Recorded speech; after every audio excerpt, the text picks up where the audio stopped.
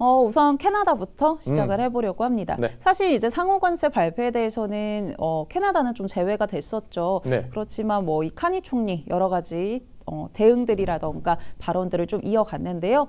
먼저 체크를 한번 해보면은요. 우선 캐나다 측에서도 이 미국산 자동차에 대해서 관세 부과하겠다라는 발언을 내놨습니다. 뭐 물론 모든 자동차에 해당되는 건 아니고 미 규정을 좀 위반한 차량에 25% 관세를 부과하겠다라는 건데요. 앞서 이제 트럼프 대통령이 외국산 자동차 그리고 외국산 부품이 포함되어 있는 자동차에 25% 관세 부과하겠다라고 네. 했었으니까 이런 거에 대한 좀 맞대응으로 보시면 좋을 것 같습니다.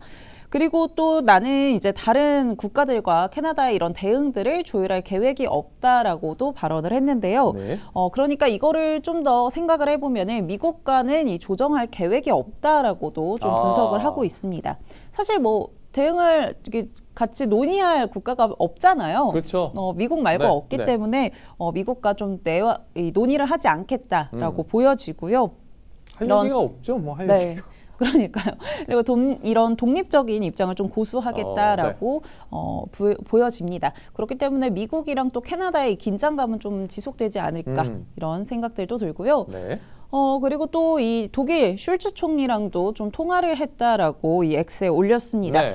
슐츠 총리랑 어떤 이야기를 좀 나눴는지 보니까 캐나다 그리고 독일 간의 다양한 무역 관계를 강화하기로 합의를 했다라고 이야기를 했는데 사실 이제 트럼프 대통령이 관세 발표를 하면서 역시나 유럽도 타격을 입는 거고 그렇죠. 특히나 독일 이야기가 많이 나오더라고요. 그래서 둘이 같이 힘을 좀 합치겠다. 이런 이야기들도 있었고 독일이 좀 나온 부분을 주목을 해보면은 네. 독일 같은 경우는 이 유럽 연합에서 가장 큰 타격을 좀 볼 것이다라고 보더라고요. 아하. 아무래도 상호 관세 영향뿐만이 아니라 지금 자동차 수출이 굉장히 미국으로 크잖아요. 네.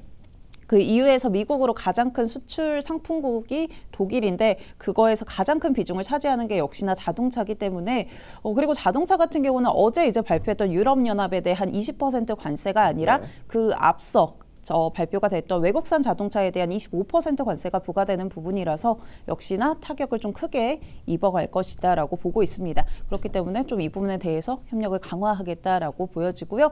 뭐 관련 소식도 추가적으로 나오면 전달해드리도록 하겠습니다. 트럼프가 아직 뭐라고 안 했나 보네요. EU랑 캐나다랑 짜고 치면 가만 안 둬 그랬는데. 그러니까 이렇게 발언한 뒤에는 네. 또 어떤 이야기들이 나오지 않을까 싶습니다. 주말 사이에 또 여러 가지 네. 소식들이 좀 나올 것 같은데 한번 월요일에 관련해서는 네. 준비해 보도록 하겠습니다. 그리고 프랑스도 네. 한번 가져와 봤습니다. 이제 요게 불어잖아요. 네. 그래서 보니까 관세를 부과하는 방식으로는 무역 불균형 잡을 수가 없다라고 X에 올린 마크롱 총리인데요. 네. 마크롱 대통령인데요.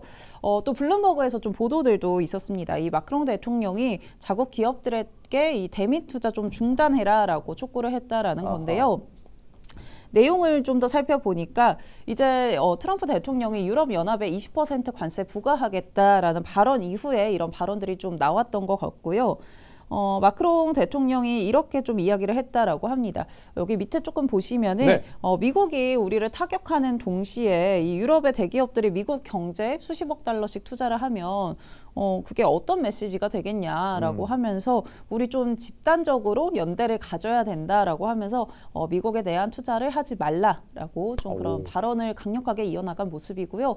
사실 이제 유럽도 어떻게 각국이 좀 대응을 할까라는 이야기들이 나왔는데 우선 프랑스에서는 이렇게 좀 강한 발언을 했다라는 것도 한번 확인해 보시면 좋을 것 같습니다. 트럼프랑 제일 막 친한 척 막 이게 많이 표현을 했었죠. 하는 사람이 네. 마크롱 대통령인데 아주 강한 메시지를 내놓네요. 그러니까요. 우선은 뭐 독일에서도 가장 좀 타격을 받을 것 같다라고 네. 하고 프랑스에서도 이런 발언들을 내놓다 보니까 아무래도 조금은 우호적인 그런 입장, 그러니까 트럼프가 원하는 조금 더 확실한 그런 관세 인하라던가 이런 부분보다는 우선은 조금 강하게 나가는 모습들이 보여집니다. 이런 네. 흐름 한번 체크해 보시면 좋을 네. 것 같고요.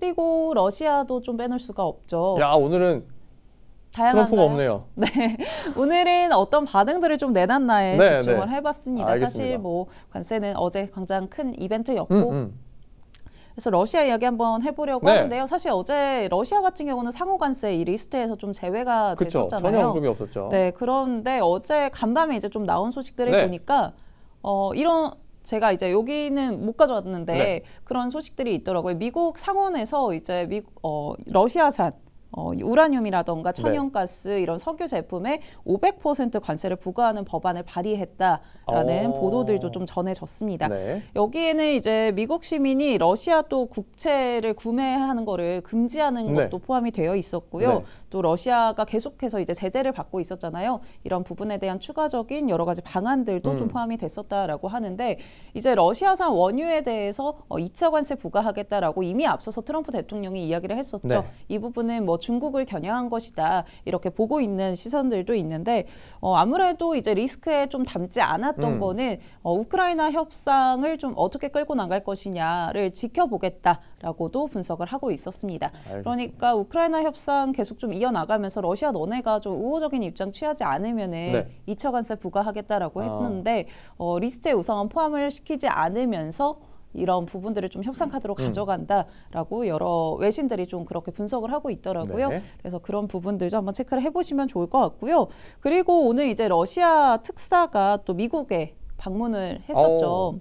그렇군요. 중동 특사 이 위트코프랑 좀 만난다라고 해서 그런 보도들이 좀 전해졌었고요. 네. 여기서 뭐 러시아 대통령의 이야기도 좀 전달을 하고 또 미러 관계 개선을 위해서 뭐 여러 협력 분야도 논의한다라는 소식들 전해졌습니다. 네. 그리고 사실 이제 좀 이 부분들도 한번 살펴보시면 좋을 것 같은데요. 이 특사가 좀 이야기를 하기로는 이제 러시아, 미국이 합작 회사를 좀 설립할 수 있는 기회들이 있다 이런 식으로 좀 열어놓은 태도들도 보여줬는데 네. 과연 이 위트코프 특사랑 만나면서 어떤 발언들을 이어갈지 한번 주목해 보시는 것도 좋을 것 같습니다. 종전 또는 휴전 이후의 상황을 네. 이야기하는 것 같습니다. 우선은 우크라이나 관련한 소식도 좀 계속 주목을 해봐야 될 것 같습니다. 네네. 거기에 따라서 러시아에 대한 대응도 또 트럼프 대통령이 내놓을 것 같으니까요. 네. 한번 소식들 주의해 보시면 좋을 것 같고요. 네. 그리고 머스크도 한번 가져와 봤습니다. 네. 이제 뭐 곧 복귀한다, 본업에 복귀한다 이런 네. 이야기들이 많이 나오고 있는데 이제 조금 X에 올리는 기조도 살짝 바뀐 것 같기도 해요. 그래요? 뭐 이 스페이스 X 관련한 스타쉽 재비행한다 네, 네. 이런 이야기들도 좀 올리고 뭐 어제 보니까 옵티머스. 네, 옵티머스 관련해서도 이렇게 조금 올리더라고요. 엄청 걸어다니던데? 네, 엄청 많이 걸어다녔나요? 네, 엄청 걸어다니더라고요. 맞아요, 걸어다니는 영상이기는 네, 했습니다. 그래서 뭐 이렇게 올리면서 좀 본업 복귀에 대한 뭐 신호탄을 좀 날리는 게 아닌가 네. 이런 생각도 드는데. 그러니까 걷는 게 제가 계속 네. 본 이유가 걷는 게 너무 자연스러워서 근데 자연스러웠어요. 오히려 거짓말 같은. 그냥 네. 약간 그 영화 CG 같은 CG 같은 느낌이 그런 나가서 느낌을 계속 보고 받으셨구나. 있었어요. 오, 네. 하루 만보 걷나요? 했는데 만보 걸어도 끄떡 없지 않을까요? 그렇죠. 배터리만 넣어주면 아무 문제 그렇죠. 없죠. 맞습니다. 네.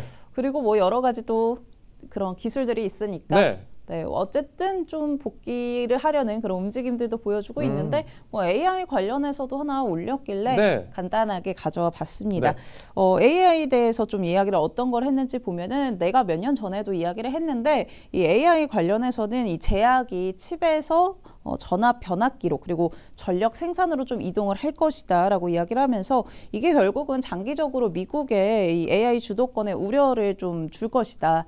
라는 식으로 언급을 했습니다. 사실 뭐 최근에 데이터 센터 이야기도 네. 굉장히 많잖아요. 오늘 마이크로소프트 이야기도 네, 해주셨지만 그래서 뭐 이런 전력 관련해서 또 AI 관련해서도 한 차례 언급이 있었다라는 것도 한번 확인해 보시면 좋을 것 같고요. 계속 정치적인 발언들을 많이 이어갔었는데 네. 오늘은 최근에는 또 이렇게 기조가 살짝 바뀌었다는 것도 아하. 한번 확인해 보시면 좋을 것 같습니다. 알겠습니다.